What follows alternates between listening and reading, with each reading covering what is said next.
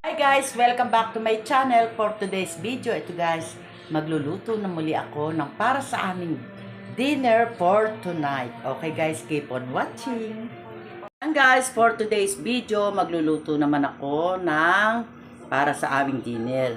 Ngayon, yan, mainit na yung ating oil. Pwede na tayo magsimulang mag-isa. Yan, hinaan ko lang yung apoy at medyo mausok na. Yan. Ito guys, ang igigisa ko, onion lang. Yan.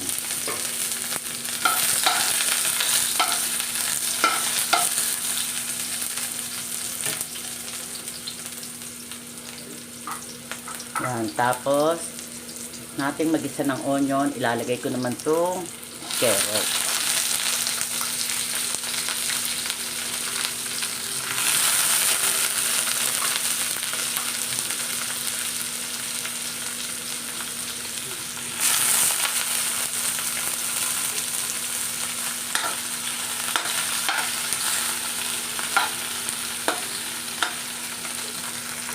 And then, maglalagay ako ng pepper.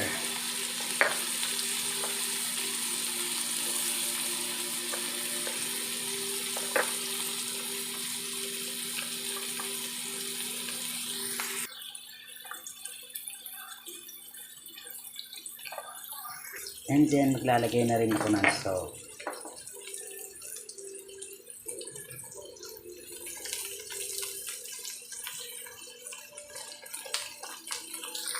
Yan, mix lang natin.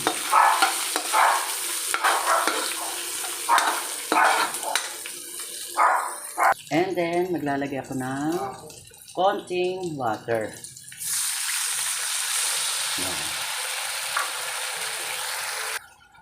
Yan. Isa pang add ng water. Yan. Yan guys, nagtunaw ako ng cornstarch. Kasi yung gagawin nating sauce ay dapat ay medyo malapot. Yan guys, ilalagay ko na itong tinunaw kong cornstarch.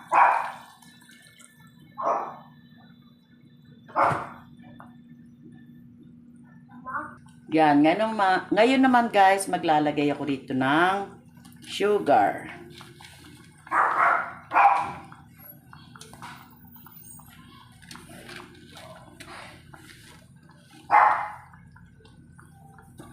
Yan.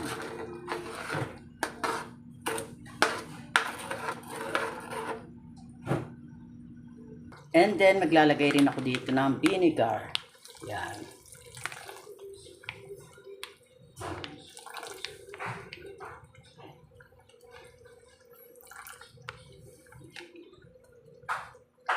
Ngayon naman, maglalagay rin ako dito ng bell pepper.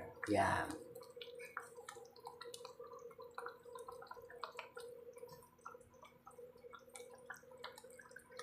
Ngayon naman guys, yung ginawa ko nga palang sauce ay sweet and sour.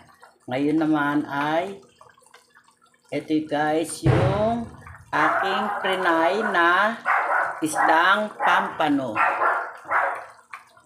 Yan, ilalagay ko na dito sa ating ginawang sauce. Yan.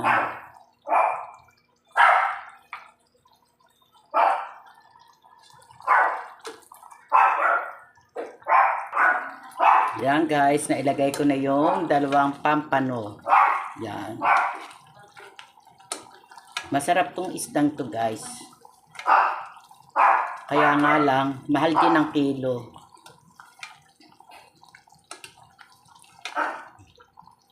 Yan, lagyan natin ng sauce yung ibabaw niya.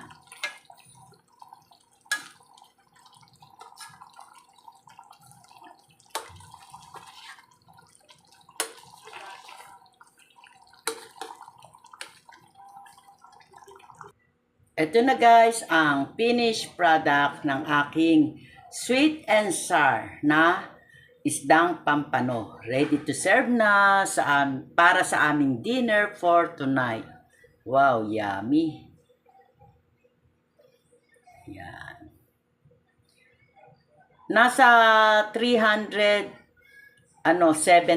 nga pala ang kilo nitong isdang ito. O di ba? Mahal siya talaga. Pero sulit naman kasi ang isdang ito ay napakasarap. Yan guys, magpapaalam na muli ako sa inyo at kung bago ka lang dito sa channel ko, please like, share, and subscribe na rin. And pakiclick nyo lang yung notification bell para palagi kayong updated sa mga video ko pang gagawin. Bye! Keep safe everyone and God bless to us. Happy Monday!